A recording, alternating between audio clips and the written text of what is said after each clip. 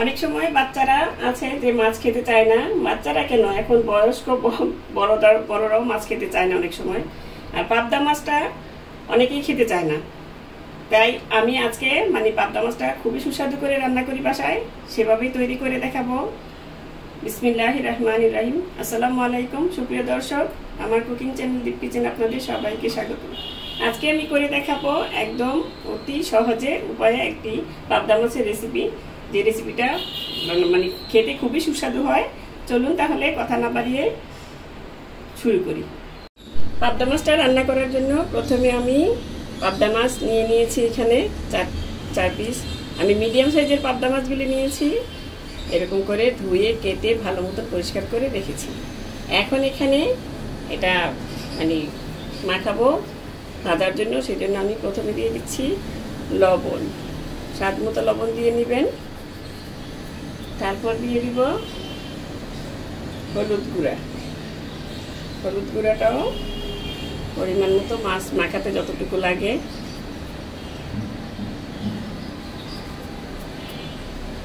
আর দিয়ে দিচ্ছি এখানে পাবদা মাছ, যেহেতু আঁশছাড়া মাছ, এটা কিন্তু ভাজার সময় ফুটবে, এই জন্য ছিটতে পারে, ছিটে এই মাছটা ছিটে, এই মাছ পাঙ্গাস মাছ এগুলি ছিটে, সেই জন্য এখানে দিয়ে দিব কিছুটা ময়দা। এটা যাতে না ছিটে সেই জন্য দেওয়া আর কি। দিয়ে তারপরে পাবদা মাছগুলি আমি সুন্দর মতন মেখে নিব।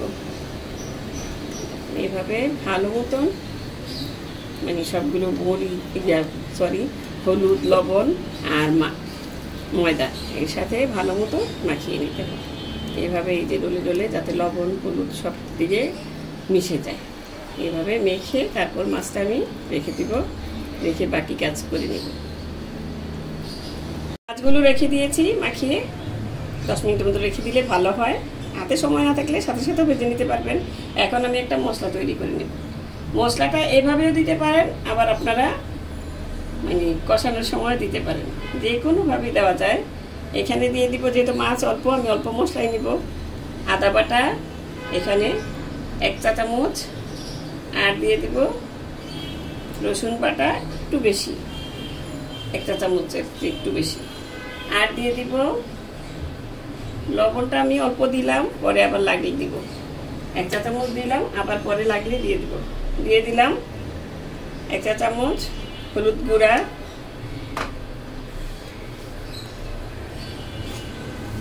আর দিয়ে দিব মরিচটা আমি একটু বেশি দেই, যেহেতু ঝাল পাবদা মাছের, এখানে 1/2 টেবিল চামচ। আর দিয়ে দিব ধনিয়ার গুঁড়াও 1 চা চামচ, জিরার গুঁড়া 1 চা চামচ।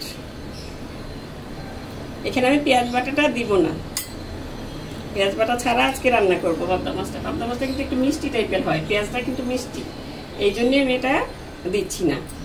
এখন এগুলোকে আমি একটু পানি দিয়ে পেস্ট করে নেব। নেড়ে চেড়ে মিশিয়ে নিলে এই মশলাটা কেন এটা করলাম, এটা বাটা মশলার কাজ দিবে। বাটা মশলাটা দিয়ে রান্না করলে যেরকম লাগে খানিকটা ওরকম লাগবে। এখন চলে যাচ্ছি মূল রান্নায়। চলে এলাম মূল রান্নায়।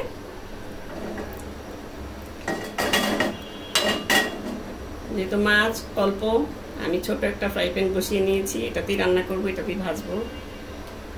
এখন এখানে ফ্রাই প্যানটা গরম হলে দিয়ে দিব আমি সরষের তেল। আমি আজকে এটা সরষের তেলে রান্না করব, আপনারা রেগুলার তেলও রান্না করতে পারেন।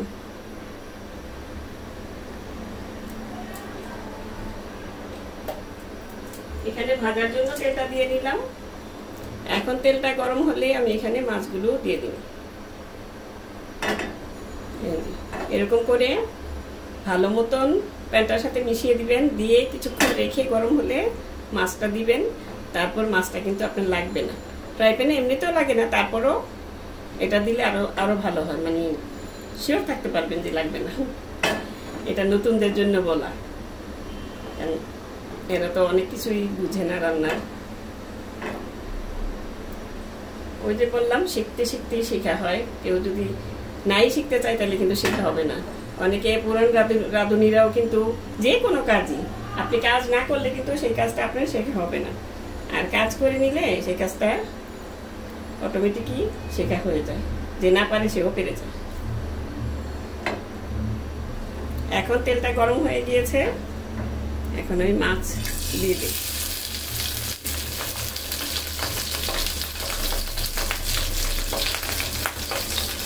এই দেখুন এখনো কিন্তু ফুটতেছে, এই মাছটা আসলেই অনেক ফুটে। এই যে প্রথমে মাছ একটা দিয়ে দেখে নেবেন যে ঠিক মতন ঠিক আছে কিনা, লেগে যায় কিনা, সেটাও একটা টিপস।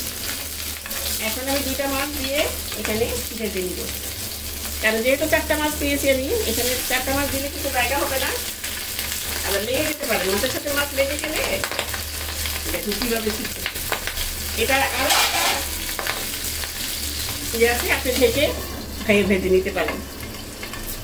এই যে এটা, এই যে এখন যেভাবে ছিটতেছে, নতুনটা হলে কিন্তু ভয়ে রান্না টান্না রেখে চলে যাবে, এই জন্যই বললাম এটা ঢাকনাটা দিয়ে তারপরে এটা কি করে দিবেন। আর এই যে এইভাবে চুলাটা মুছে নিবেন, সাথে সাথে তেল, আপনার তাওয়ালটা নষ্ট হবে কিন্তু আপনার চুলাটা বেশি নষ্ট হবে না। বেশিক্ষণ ভাজতে হবে না, মানে অল্প আঁচে সুন্দর মতন ভেজে নেবেন। অনেকেই বলে একটু কাঁচা কাঁচা করে, কিন্তু আমার পাশে আবার একটু লালচে না হলে মাছটা খেতে চায়। এই দেখুন মাছটা কীভাবে শিখছে, আমি ময়দা দেওয়ার পরেও কিন্তু শিখতেছি।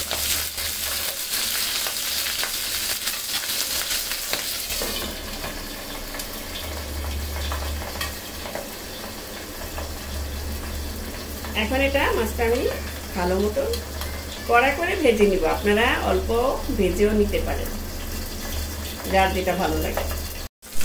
এই দেখুন আমি কিন্তু ঢাকনা দিয়ে প্রথমে রেখেছিলাম, পরে ঢাকনা উল্টে দিয়েছি। এই মাছটা যেহেতু আগে দিয়েছি, এটা ভাজা হয়ে গিয়েছে, এটা আমি উঠিয়ে নিব। প্রথমে ঢাকনাটা দিলে পরে কিন্তু আর ছিটবে না অতটা, প্রথমে ঢাকনাটা দিলে মানে সেটা আপনি শরীরে আসবে না, এই জন্য দেওয়া। এখন মাছটাকে আমি উঠিয়ে নিচ্ছি, এটাও ভাজা হয়ে গেলে উঠিয়ে নিব। অল্প আঁচে ভাজবেন, তাহলে অতটা ছিটবে না, বেশি আঁচে ভাজলে কিন্তু ছিটে যাবে। এটা সাংঘাতিক খারাপ হয়, শরীরে ছিটা আসে, পুড়ে যায়, কারণ গরম তেলটা পড়ে। এখন কিন্তু আমি অল্প তেলে অল্প আঁচে ভেজে নিচ্ছি।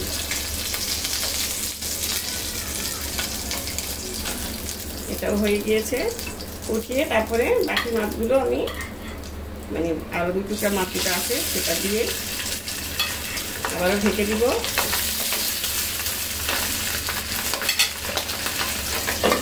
প্রথমে দিলেই দেখুন কিভাবে ছিটে আসে, এই জন্য ঢেকে দিয়ে 2টা মানে পাশে উল্টে পাল্টে একটু ভেজে নেবেন, তারপরে মাছটা আরও ভাজার দরকার হলে ঢাকনা ছাড়াই ভেজে নিতে পারবেন।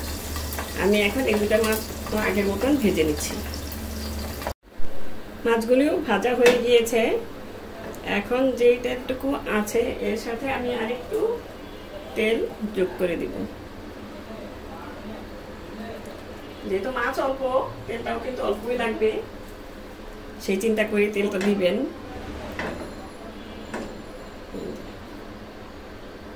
এখন আমি তেলের মধ্যে দিয়ে দিব সেই যে আমি মশলার পেস্টটা বানিয়ে রেখেছিলাম, এই দেখুন। এই ঢাকনাটা কেন দিলাম, তেলটার মধ্যে যখন আপনি মশলাটা ছাড়বেন তখন কিন্তু অনেক মানে জোরে একটা আওয়াজ হয়, সেই আওয়াজে ছিটে ছিটে সব আপনার ওই যে কি বলে তেল কাজটা যেটা বলে খাঁটি বাংলা আপনারা কি বলেন, সেটা ছড়িয়ে যায় রান্নাঘরে। এই জন্য এটা আমি সাথে সাথে দিয়ে ঢেকে দিলাম, যাতে ওই জিনিসটা না ছড়ায় ঘরে, মানে কম ছড়াবে। এখন এটা মশলাটা আমি 2 মিনিটের মতন ভেজে নিব, মিডিয়াম আছে মশলাটা ভেজে নিব। যেহেতু মশলাটা সব কিছু দেওয়া আছে, লবণ মরিচ হলুদ সবই দেওয়া আছে।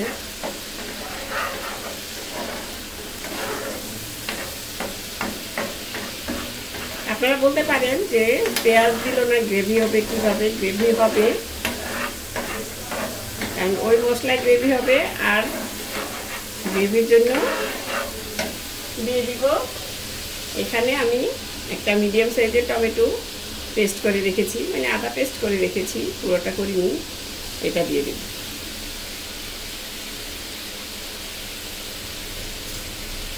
আর এই মিক্সির জারটা ধুয়ে আমি একটু পানি দিয়ে দিলাম। এই পানিটা দিয়ে মশলাটা পেস্ট কি বলে টমেটোর পেস্টটা দিয়ে আমি আরও 4-5 মিনিটের মতো এটা ঢাকনা দিয়ে ঢেকে ভালো মতন মশলাটাকে আমি কষিয়ে নেব।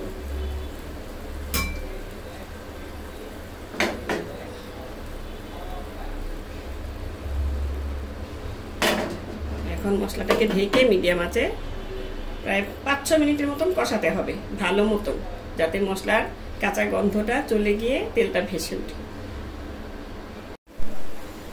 ফিরে এলাম প্রায় 5 মিনিট পর। এই দেখুন, মানে মশলাটা ভালো মতন ভুনা হয়ে গিয়েছে। এখন তেলটাও ভেসে উঠেছে, এই যে দেখুন তেল।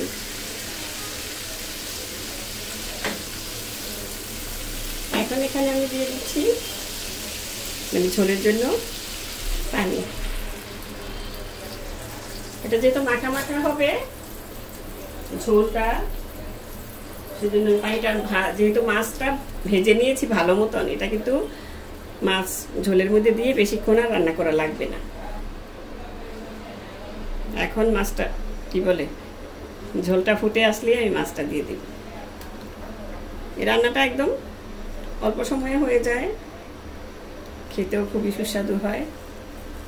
এখন এই পর্যায়ে আপনি লবণটা দেখে নিতে পারেন।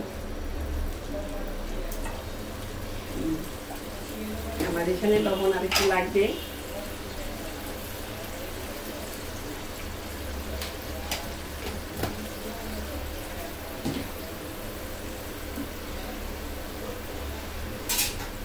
লবণটা দিয়ে দেওয়ার পর এখানে দিয়ে দিচ্ছি কিছু কাঁচামরিচ ফালি করে। এটা যে যেমন খান, মানে ঝাল ছড়াবে, একটু ফ্লেভার ছড়াবে। এখন সেই মাছগুলো আমি একটা একটা করে দিয়ে দিব।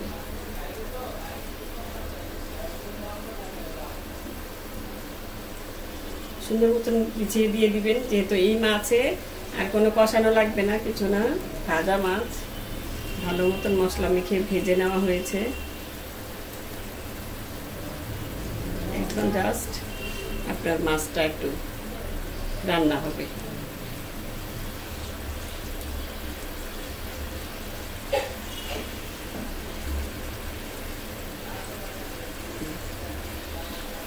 এটা দিয়ে এখন ঢেকে রান্না করে দিব প্রায় 5 মিনিটের মতন।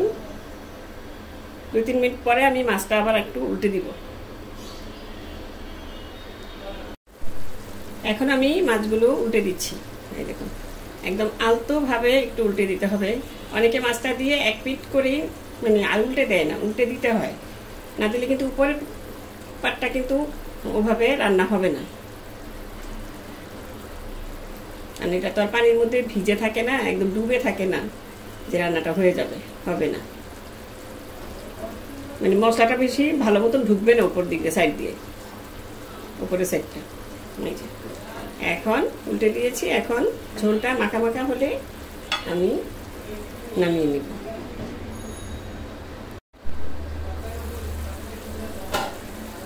এই দেখুন মাছটা কিন্তু হয়ে গিয়েছে।